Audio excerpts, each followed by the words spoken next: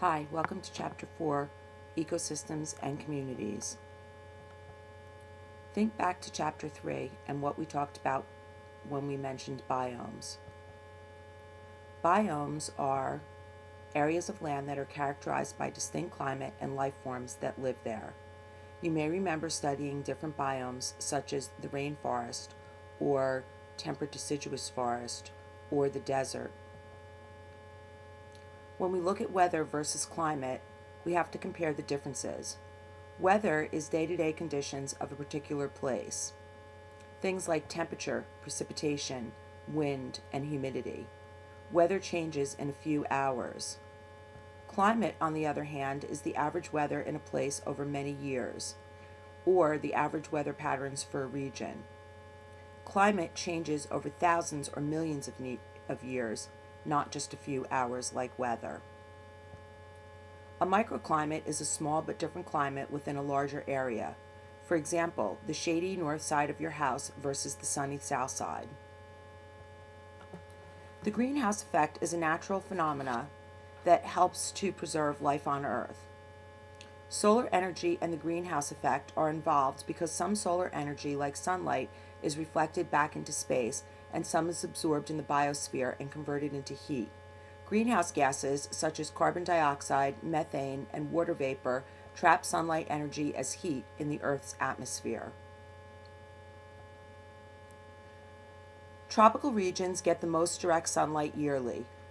Moving towards the poles decreases the amount of direct sunlight. Sunlight and temperature in polar regions varies by season.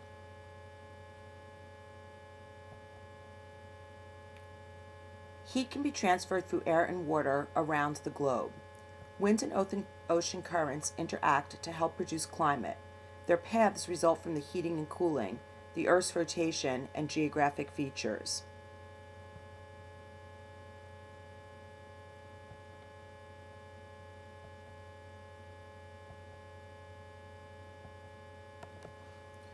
Moving on from climate and going back to talking about biomes, those are regions of the world with similar climate, animals, and plants. They are defined by abiotic factors such as climate and soil type, and biotic factors such as plant and animal life.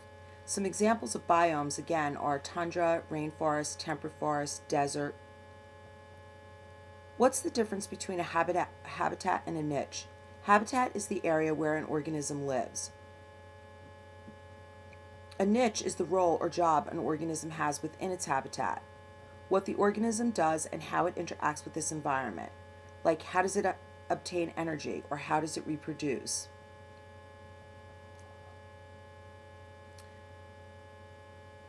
Why do some organisms only live in certain areas? Tolerance is the ability to survive and reproduce within specific conditions. Things like water, nutrients, light, food, and space affect tolerance. Each organism can survive in an area based on their range of tolerance. This is a graphic of tolerance where the optimum range for these fish are in the center. As we move away from that area in the center, there are fewer and fewer organisms.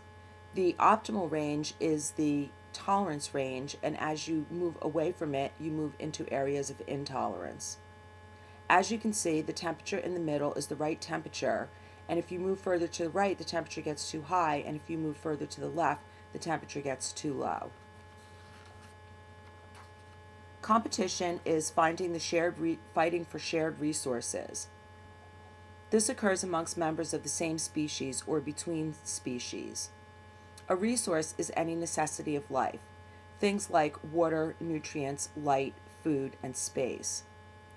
The competitive exclusion principle states that no two organisms can compete for the same resources indefinitely. This example is 2 Paramecium. They are different species.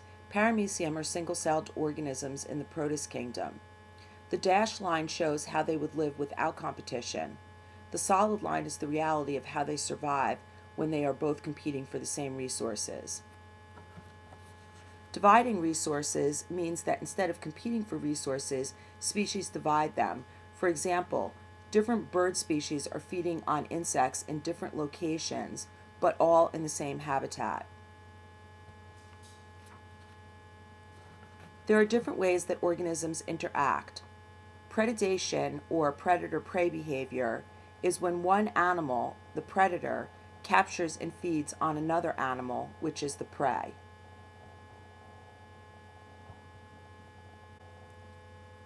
The herbivore-plant relationship, or herbivory, is when one animal, the herbivore, feeds on producers, which are plant or algae.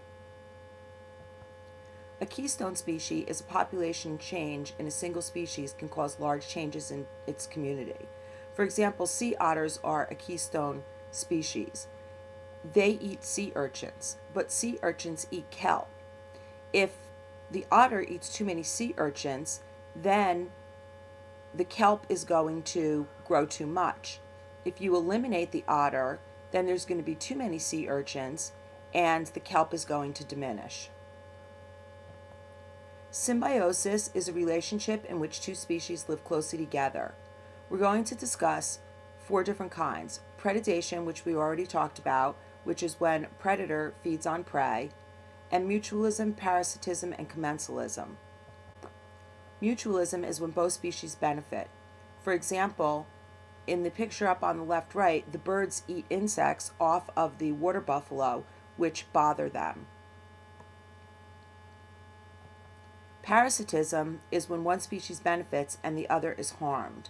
For example, a tapeworm in humans. There are also parasitic plants that live off of other plants and zap nutrients from them.